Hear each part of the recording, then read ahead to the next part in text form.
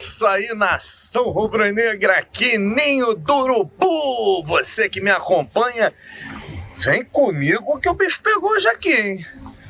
Entrevista polêmica do Marcos Braz.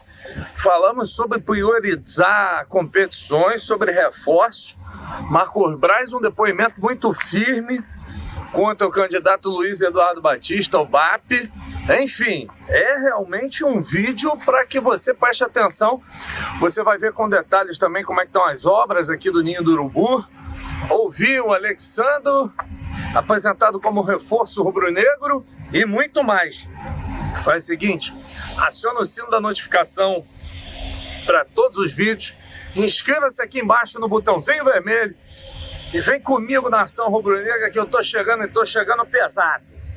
Bom, Alexandre foi apresentado, enalteceu muito a estrutura do Flamengo, falou que está bem fisicamente, que em breve estará voltando firme, e vamos ouvir mais palavras aqui do lateral esquerdo do Flamengo, que chega para somar e já deve ser relacionado para o jogo contra o Vasco da Gama no próximo domingo. Obrigado.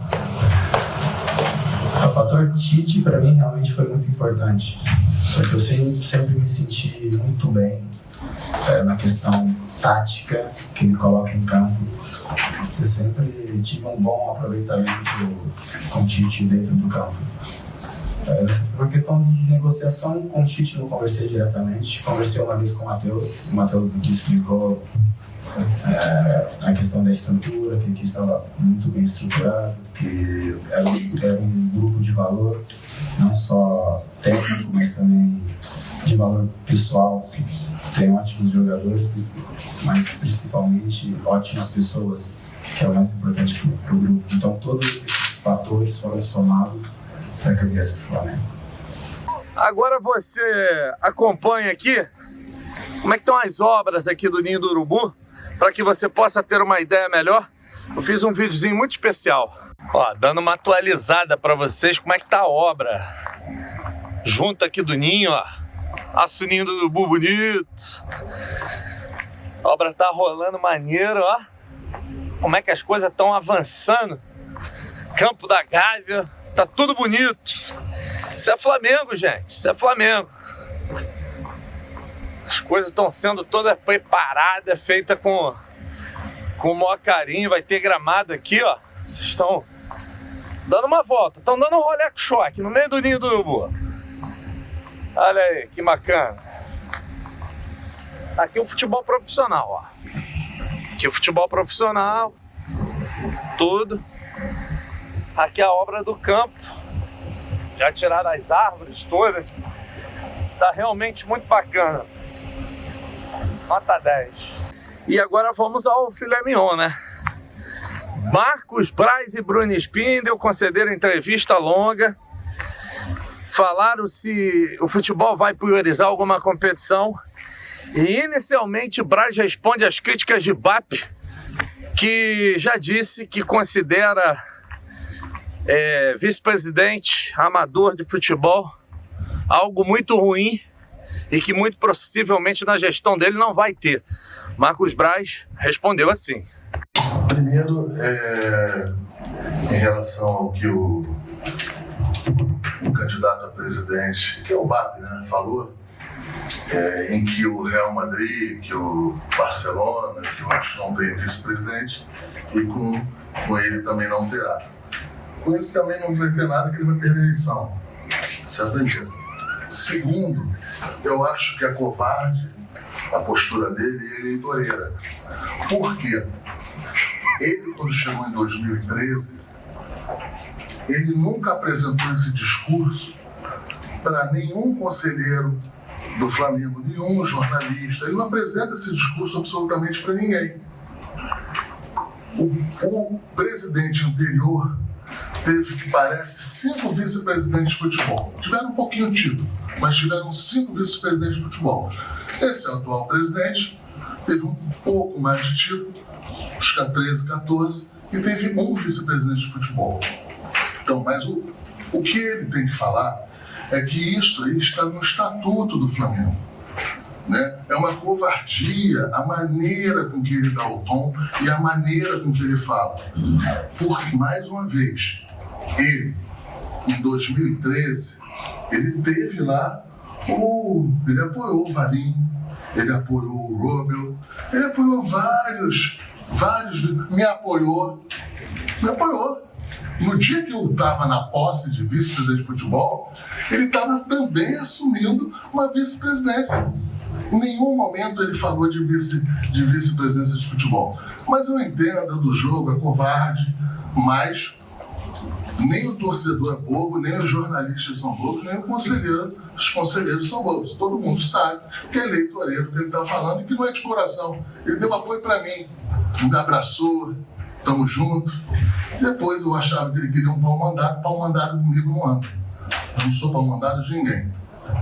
Entendeu? Eu tenho um chefe, eu tenho uma hierarquia e muitas vezes eu deixo a minha posição, deixo para o presidente Rodolfo Landim, mas daí a fazer o que o nosso querido BAP, na época em que ele estava junto, ou comigo, ou com os outros vice-presidentes, é diferente. Então é eleitoreiro, é do jogo. E quanto à janela, eu acho que a torcida do Flamengo tem que entender, os sócios do Flamengo têm que entender, os conselheiros, que os números do Flamengo nessas janelas são números diferentes, são números consideráveis. A gente precisa e muito ter atenção no que se está fazendo. A nossa concorrência em relação aos jogadores que a gente traz para cá são concorrências de outros clubes da América Latina, outros clubes da Europa, que também têm suas posições, também têm as suas necessidades em relação à parte esportiva.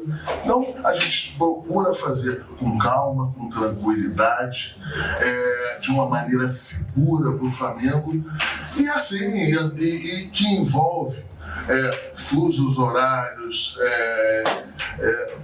situações, os advogados que quando começam após a estruturação da parte financeira, os advogados começam a ter que botar isso no papel, requisitam A, requisitam B, a gente cede, às vezes o nosso jurídico não deixa a gente ceder A e B. Então, assim, é muito difícil.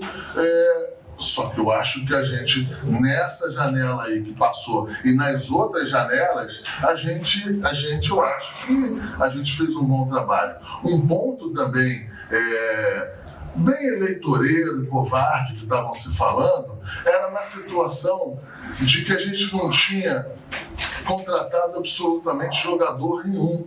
Isso não era verdade. E a torcida do Flamengo disso sabe.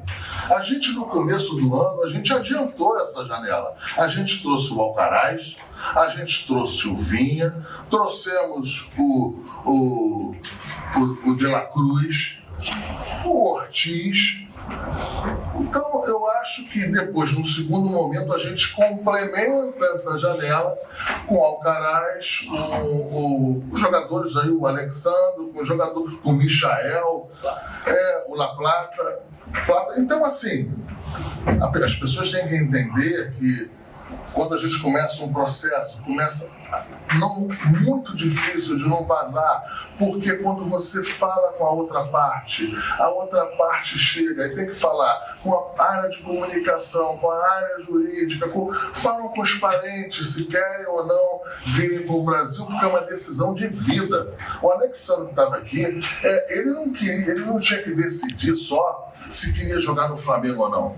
Lógico que ele queria desde sempre jogar no Flamengo, mas ele tem que ter uma decisão primeira, se ele quer morar no Rio de Janeiro e morar no Brasil. Então, assim, são situações que não cabem a gente decidir, não cabem a gente. Muitas das vezes a gente quer dar celeridade, mas a gente entende que se a gente requisitar essa celeridade, ela pode atrapalhar nas negociações. Pergunta para cada um. Marcos, a situação do Pedro foi absolutamente ninguém imaginava. E o Flamengo, mal ou bem, já tinha fechado a janela. Por causa disso, vai ter reposição. E, Bruno, eu ia te perguntar no domingo, mas o Flamengo tinha perdido, o Tite estava ali. Foi traçada a prioridade de competições ou de competição para o futebol do Flamengo, para o Tite, para a comissão técnica? Bem, em relação ao problema que a gente teve com o Pedro, dizer que a gente lamenta, a gente fica triste pelo atleta que é, pelo ser humano que é, mas dizer que a gente tem mais 3 centroavantes aqui no elenco. Nós temos o Carlinhos, temos o Gabigol, o próprio Bruno Henrique. Isso não quer dizer que quando a gente soube do problema com o Pedro, a gente não ficou atento nem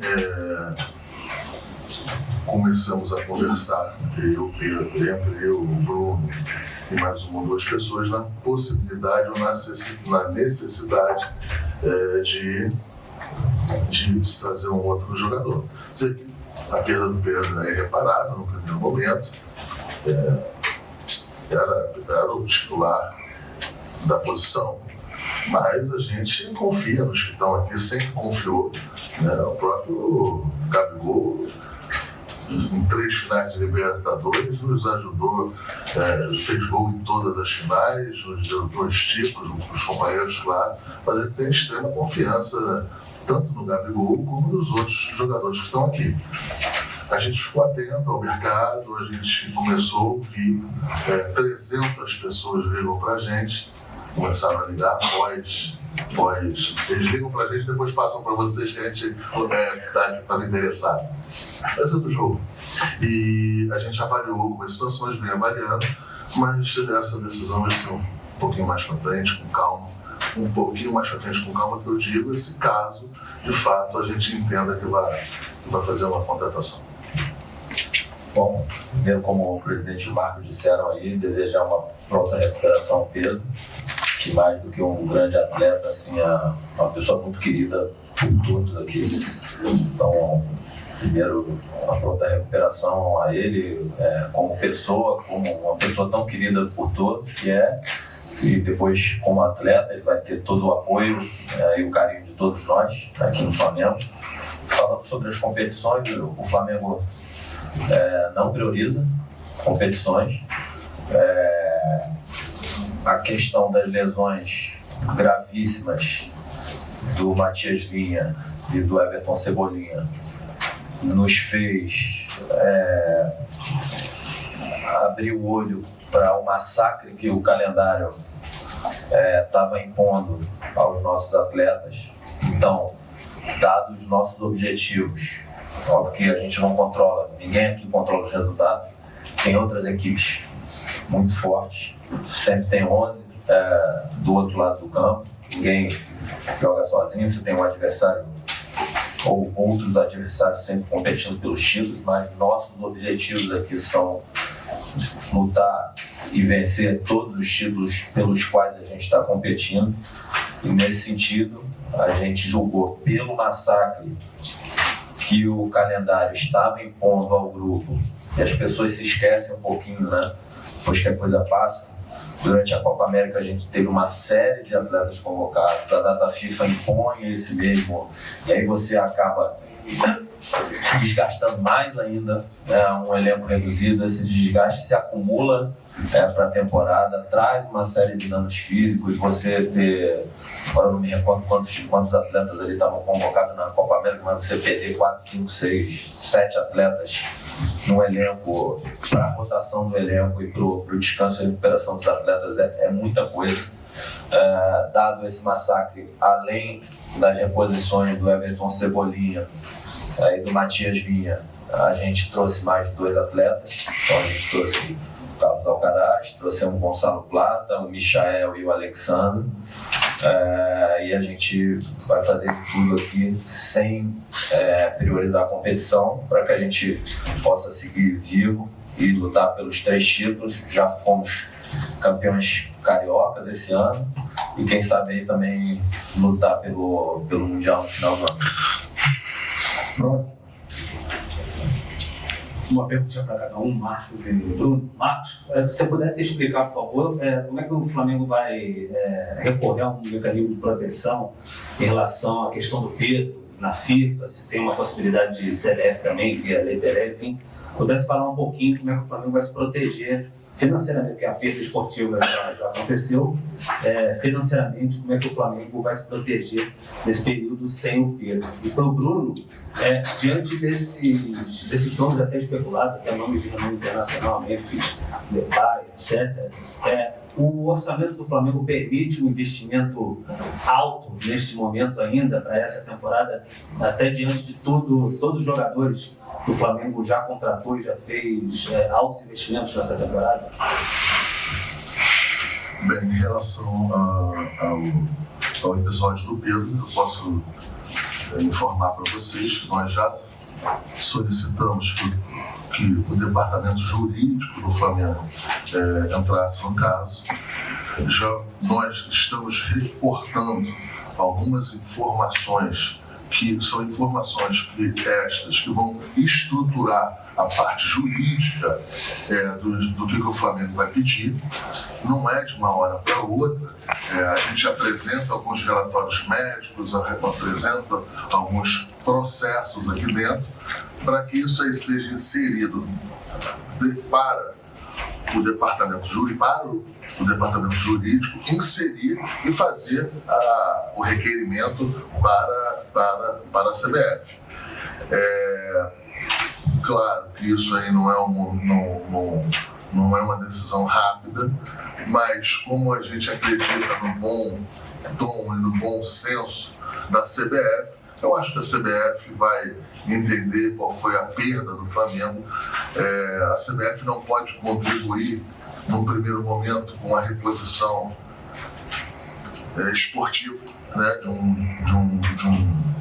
deixar um jogador com a gente, mas ela pode sim fazer uma reparação financeira. Eu acredito mesmo que a CBF vá se antecipar e, junto com o departamento jurídico do Flamengo, encontrar um valor para repor e dar para o Flamengo. Bom, falando um pouquinho do elenco, como o Marco já disse, a gente tem no próprio elenco, além do Pedro, mais 3 centroavantes, né, o Gabi, o Bruno Henrique e o Carlinhos, que são alternativas aí para o professor Tite e para a comissão técnica. O Flamengo está sempre atento ao mercado. Como o Marco mesmo disse, mal saiu a notícia ontem da questão da lesão do Pedro. Nosso telefone não parava de tocar, chegar mensagem, às vezes 6 pessoas oferecendo o mesmo jogador. Que louco. Ligando, mandando mensagem. Da marca, eu acho. Aí oferece pra ele, oferece pra mim, vem um, vem outro, assim, é uma coisa assim, imediata, né? E foi ontem e hoje. É óbvio que a questão dos recursos financeiros, e a gente é super responsável e conservador sempre em todas as decisões que a gente toma, com a liderança do presidente Rodolfo Landim, a gente é super rígido quanto a isso. Acho que ano passado a gente tinha colocado no orçamento 60 milhões de reais de receita de venda de jogadores, a gente fez 303. Na pandemia, a gente vendeu o Reinier, vendeu o Gerson, vendemos o Rodrigo Muniz, vendemos o Yuri César, vendemos uma série de atletas que compensaram todas as perdas que o Flamengo, e acho que até superaram, porque o Flamengo, um pouquinho depois da pandemia, ele já rapidamente foi para um endividamento menor do que o que tinha antes da pandemia, para uma situação de caixa maior. O futebol com corte de custo e transferência de atleta contribuiu de forma muito relevante para isso. Então, estou falando tudo isso para explicar que, óbvio, os nossos objetivos são esportivos, de conquistar título, de dar alegria ao torcedor, mas sempre dentro da maior responsabilidade financeira possível. Então, todas as decisões que são tomadas aqui no futebol, o mercado sabe, todas as negociações com o Flamengo são muito duras, mas ao contrário de uma série de outros clubes, assinou contrato com o Flamengo se o débito vence domingo, vai cair na sexta-feira. Tem clube que o débito vence domingo, vai cair daqui a 3 meses. não paga imagem, não paga luva, não paga comissão. No Flamengo, isso não existe. Tem clube que investe pesado e faz isso. O Flamengo não tem esse tipo de fonte de financiamento para montagem de elenco e não vai cometer nenhum tipo de irresponsabilidade, mesmo pressionado pelo massacre que o calendário impõe ao elenco e pelas lesões que aconteceram. Então, para resumir, temos 3 grandes centroavantes dentro do elenco, o grupo é muito forte, estamos atentos ao mercado, nosso telefone não para, mas a gente vai tomar as decisões dentro da ótica técnica mais assertiva possível e dentro de toda a responsabilidade financeira que o clube sempre foi gerido. Viram só? Bastante assunto para vocês aí. O que vocês acharam do vídeo? Fica aí também a parte de contratação. Ficou claro que o Flamengo está de olho no mercado e tudo que está acontecendo. Vamos aguardar, eu trago detalhes para vocês. Valeu!